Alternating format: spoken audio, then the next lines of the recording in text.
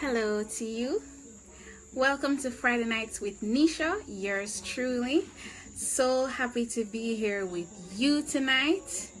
Getting ready to give you one more live video, one more Friday night with me. And tonight I'm talking about a topic called losing, waiting, winning. And for those of you who are joining me, I want to wish you guys a very good Friday. It's a public holiday in Jamaica. But I like it's a public holiday for other people around the world as well. It's Good Friday. So I hope you guys had or is having a wonderful day. And I want to come on tonight to really, every time when I come on, I just want to help somebody, anybody at all who I can, share things that I have learned that has really helped my life. And if I can share it with somebody to help their life as well, then I would have done what I wanted to do, which is to just help somebody, right? Because somebody helped me and I want to help somebody else. So tonight is called Losing, Waiting, Winning.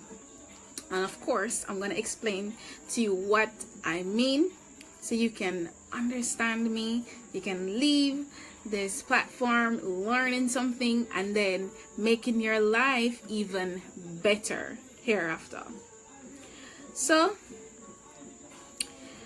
I want to talk about this principle that I have learned called seed time and harvest. Seed time and harvest. It's all about planting a seed.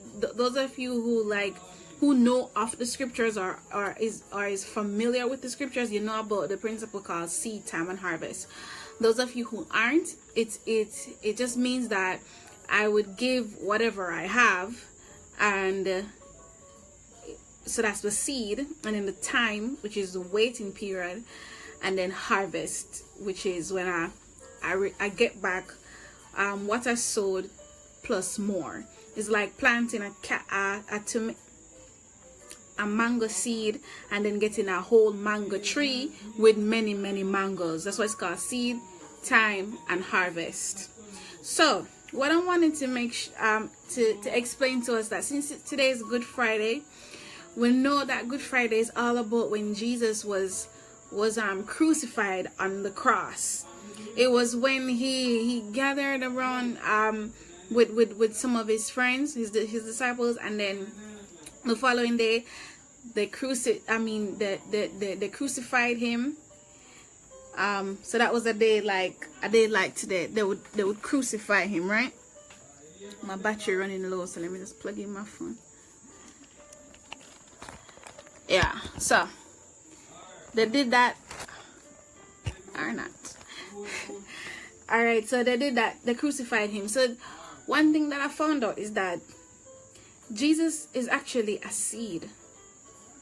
Jesus is a seed, and he is the way. He is the Bible called Jesus the road that which we walk on to receive life. And in our world, there are many roads that people throw at you. There are many ways and schemes to live. The people that call it like, everybody want good life, the good things. Everybody want good news. But where can you really get it? There will be many people telling you, do this, do that, come here, go there, do this. There are many illusions in our world, but only one truth. And the Bible said that Jesus is the road. In other words, he is the way. All right? Jesus is the road that leads us home. And I want to make mention of John 3 verse 16 and get into what I'm saying to you. It said that this is how much God loved the world. He gave his son. When God gave his son, it means that he's giving his seed. The son is Jesus. He gave his son. He's giving the seed.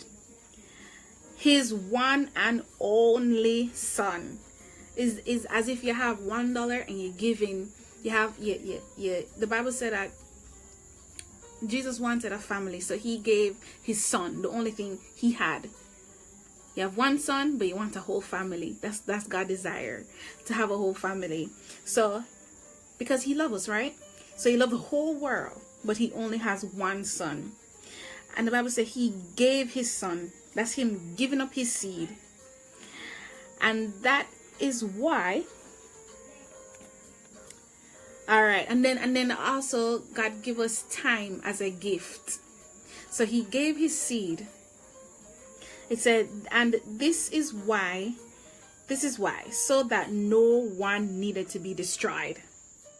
No one needed to be destroyed. That's the harvest. Because of Jesus, because of God giving up the seed, which is Jesus, that's why he died on a day called Good Friday. Is Jesus, it was Jesus's plan to give away his seed, so that no one needed to be destroyed. That's his heart. That's the harvest, so that you and me, we can be a part of the family. All right, that's why we call it today Good Friday, because it's like giving a seed, and that's what Jesus did. That's what God did. He gave his seed, the son, but no one needed to be destroyed. You and me, we can have life. That's like a really dope revelation, because if you can understand that, then you will understand. See, it says right here, for as long as earth lasts, planting and harvest will never stop. In other words, you want to get something, you give it away. It's a principle that we all must know. I mean, people in the world know this stuff. Like, people know these things. Yeah, I hear somebody say, I think it was Tony Robbins, said something like he was giving a story of when he was extremely poor or broke, and I think he had about 10 cents or so in his pocket, and he gave it away to a little child or something. And he was really waiting for somebody to pay him some money, couldn't get through to them. And when he gave up his 10 cents to the child, a couple hours later, the person called him and said, listen, I got some money for you and I want to give it to you. In other words, it was when he gave up what he had, he gave up the seed, he received a harvest. Because it's a principle. Whether you're here or you're on another side of the world, the same principle is going to work. So that's what God did. He gave up his son as a seed, so that you and me, we can be saved. We don't need to be destroyed. We don't need to be destroyed. We are the harvest. In Malachi 3, verse 11, it was saying that we must bring all the tithes to the temple treasury, so there will be ample provision in my temple. Then he said, test me on this and see if I don't open up the windows, open up heaven itself and pour up blessings beyond your wildest dream. In other words, you give up something to get it back in bonus, multiple.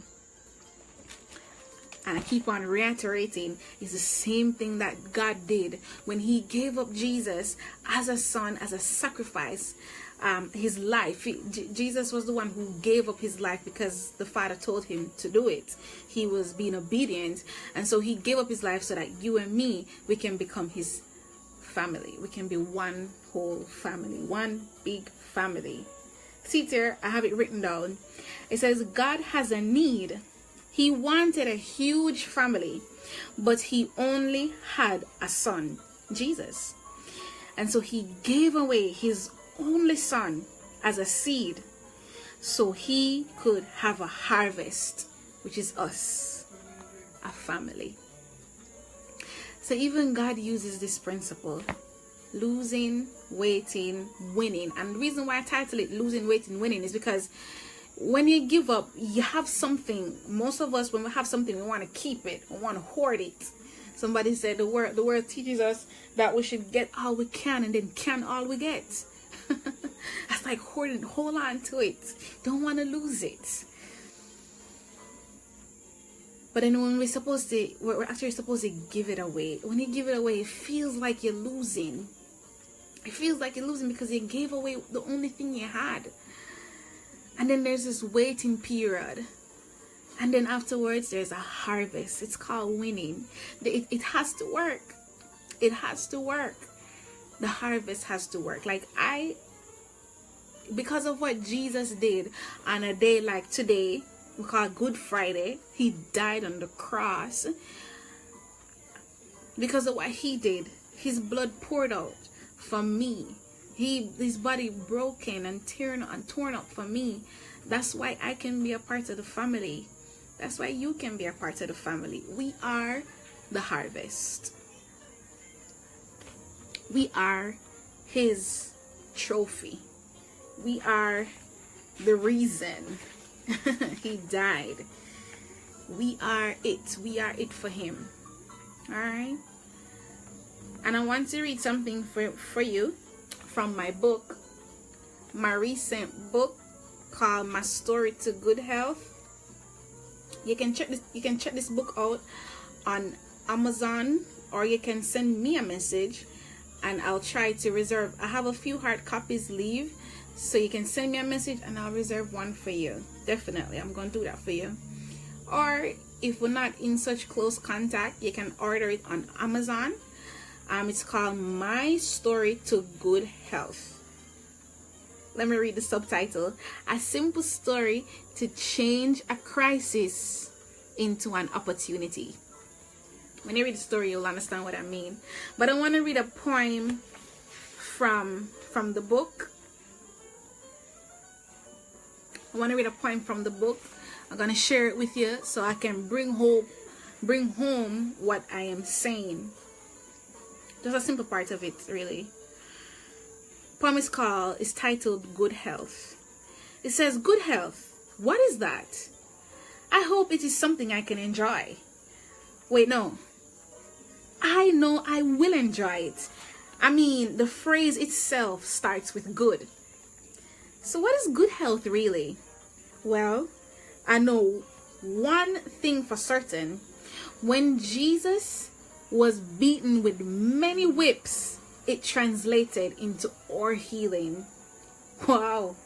Seems like good health is something he did not take lightly. I guess he really wishes for each of us to experience it. I also know when Jesus was on earth, the Bible says he healed them all. Okay, we're getting somewhere with this. I heard someone say, my good health is my responsibility. My healing is my faith responsibility. So I must ensure I stay mentally, physically, and spiritually healthy, because my whole life depends on it. I was talking about good health in this book, but a point that I want to drive home to you is a point in here when it says, when Jesus was beaten with many whips, it translated into our healing. When Jesus was beaten with many whips, it translated into our healing. Is what he did for us, is the seed he sowed for us, that we can enjoy the benefits today. The man was beaten with whips so we don't have to feel that kind of pain. He was sick so we can be healed. That's like a revelation on it of itself. Like, you need to get that. So when I was writing this poem, that's the point that I love the most, and you can find it in Isaiah 53. So that was from my book. You can go ahead and check that out. That was from my book, and I just want to make that point clear to us that losing, waiting, winning is like a principle that we should all use. Jesus is the seed. He gave up his life for us so we can live. We don't have to be destroyed. No, all we need to do is step into that. We are and be a part of his family. And also, when it comes on to this principle of seed time and harvest, losing, waiting, winning, I've translated into that. We can use it when they come on to our finances, and we can sow seeds so that we can reap harvest. I mean, Jesus is the one that did it. God is the one that did it at first, as an example for everybody to see. Okay, so I hope you understand what I am saying.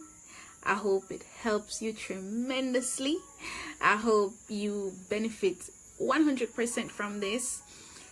These are things that people have taught me, and I have sat at their feet and listened to, and it has I applied to my own life. I never just listen to it. I applied to my own life, and I reap the benefits of it. And you can duplicate it.